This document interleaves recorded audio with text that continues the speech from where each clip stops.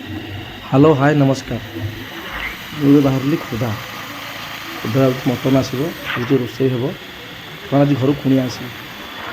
ଆଜି ପହଞ୍ଚିଗଲି ମଟନ୍ ଦୋକାନରେ, ଏଠି ପ୍ରବଳ ଭିଡ଼। ଆଉ ମଟନ୍ ଏମିତି 10ଟା ଖଣ୍ଡେ କାଟିକି ଓହଳେଇଛନ୍ତି। ଗୁଡ଼ୁ ଭାଇ ଆସିକି ପହଞ୍ଚିଗଲେ ଭାଉଜଙ୍କୁ ନେଇକି। ଆଉ ଯେଉଁ ମଟନ୍ ପଚାରିଲୁ କେତେ ରେଟ୍ ତ ଯାହା ଅଛି ଏ ପଛ ପଡ଼ି ଆମକୁ ଗୁଡ଼ୁ ଭାଇ କାଟିକି ଦିଅ।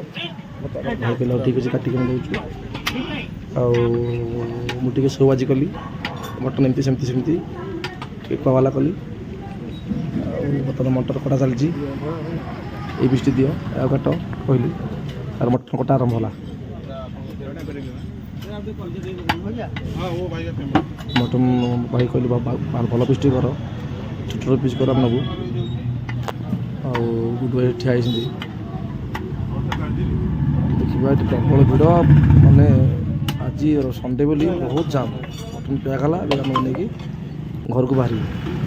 ଆଉ ଭାଉଜ ଆଉ ଆମ କ୍ୟୁଟ୍ ଝିଅ ଆସି ପହଞ୍ଚିଗଲେ, ତାଙ୍କୁ ଧରିଲି।